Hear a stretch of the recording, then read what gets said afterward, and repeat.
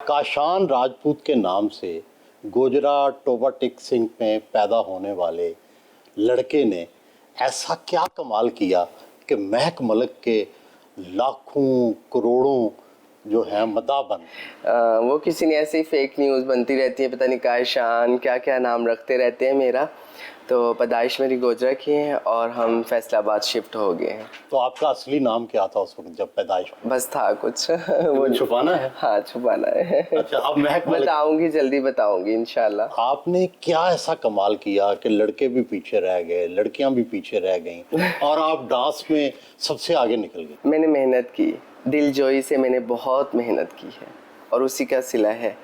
और मेरे माँ बाप की दुआएं हैं, मेरी माँ का सब्र। सारी ज़िंदगी मेरी माँ ने जैसे अपने घर में सब्र किया, लड़ाई की अपने हालात के साथ और अपनी बीमारी के साथ, लेकिन कभी मैंने अपनी माँ की ज़ुबान के ऊपर शिकवा नहीं सुना। तो उन्हीं की दुआओं को आज सिला है। कितने फॉलोअर्स हैं आपके? मेरे 13 पॉइंट कुछ मिलियन उस पर हैं टिकटॉक पर, और यूट्यूब पर काफ़ी ज़्यादा चैनल हैं। किसी पे 4 मिलियन, किसी से उससे ज़्यादा, और किसी पे 3 मिलियन, 2 मिलियन, ऐसे काफ़ी ज़्यादा चैनल्स हैं। लड़कियों से भी ज़्यादा मुआवजा लेते हैं आप डांस का, मुजरा पार्टी का। ज़ाहिर बात है, लोग मोहब्बत करते हैं, पसंद करते हैं और इतनी मोहब्बत मुझे देते हैं तो उन्होंने मुझे इस काबिल बनाया कि मैं मुआवजा लूँ प्रोड्यूसरों से। चले आप ज़रा उधर बैठे, मैं थोड़ा फ्रेश हो जाऊँ, अभी सोई उठी हूँ तो मैं कपड़े चेंज कर लूँ। ज़रूर। ठीक है।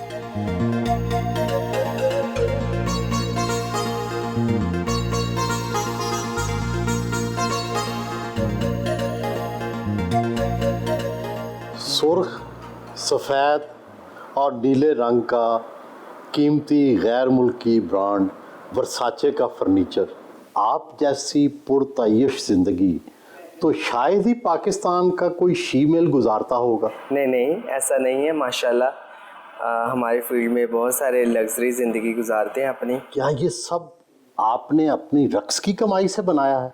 जी, रक्स के साथ। ये बताएं कि आप तो स्कूल में पढ़ रहे थे जी, गोजरा में, जी, कैसे महसूस हुआ कि आपके अंदर एक रूह और है, जनाना है?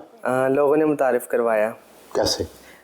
चलने में, बोलने में, उठने बैठने में नुक्स निकाले। पहले तो मुझे कुछ भी नहीं लगता था, पहले तो मैं ख़ुद को नॉर्मल, और अभी अल्हम्दुलिल्लाह नॉर्मल ही हूँ। तो उस टाइम ऐसे लगता था कि शायद मैं इनसे हट के हूँ। उस टाइम इतनी समझ नहीं थी। फिर मैंने आईने में देखना और उस पर भी एतराज़ घर वालों का भी कि ये क्या तुम्हारे लक्षण है। फिर कज़नों के कपड़े पहन लेना, लड़कियों के। और अम्मी जो है ना, अम्मी की तबीयत ठीक नहीं रहती थी, उनको डस्ट एलर्जी थी। तो मैंने कहा अम्मी आप साथ वाले घर चले जाएं। तो फिर मैंने अम्मी के कपड़े पहन लेने। स्कूल में जब पढ़ते थे तो लड़के आपको अपनी अदाओं की वजह से छेड़ते तो होंगे? हाँ, करते थे। तो क्या आपका रद्द-ए-अमल होता था? मैं उन पर गुस्सा करती थी कि आप मुझे ऐसे क्यों छेड़ते हैं, क्यों ऐसे बुलाते हैं ना। जब पता चला कि आपकी रूह और है और जिस्म और, तो ज़िंदगी मुश्किल हो गई या आसान? ज़िंदगी में आपको पता ये है ही, मुश्किलों की जगह है दुनिया। तो ज़िंदगी में बहुत सारे मोड़, तकलीफ़ थे, परेशानियां भरे, ऐसे बहुत सारे गुजरे हैं। लेकिन ये क्या कि कभी गोजरा, कभी फैसलाबाद, कभी कोट अद्दू, कभी सरगोदा, ये इतनी जगह क्यों फिरते रहे और डांस कहाँ से सीखा?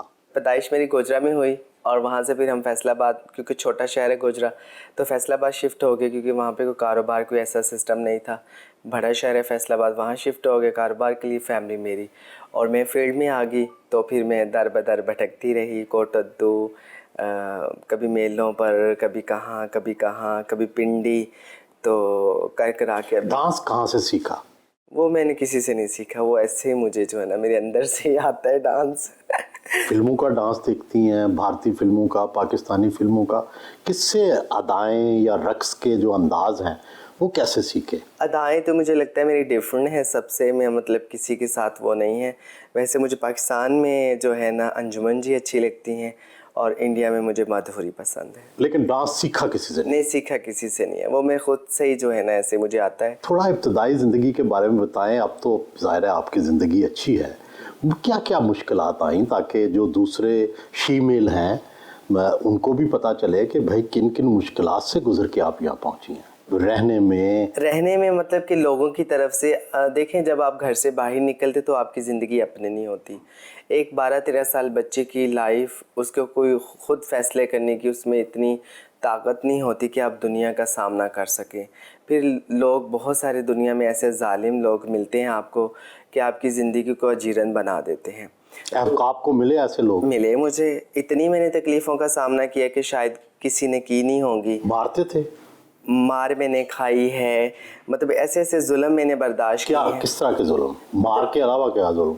मतलब कि मेरे एक दफ़ा बाल काट दिए गए, वो मैंने बर्दाश्त, वो भी जैसे नरगिस की किसी ने कर दी? नरगिस जी की जैसे, ऐसे ही मेरे साथ भी ऐसे ही हुआ। और वो फिर गलियां थी और मैं थी, और मैं अपने अल्लाह के आगे आहुजारी कर रही थी, रो रही थी कि ये मेरे साथ क्या हुआ और मुझे किस जुर्म की सज़ा मिली।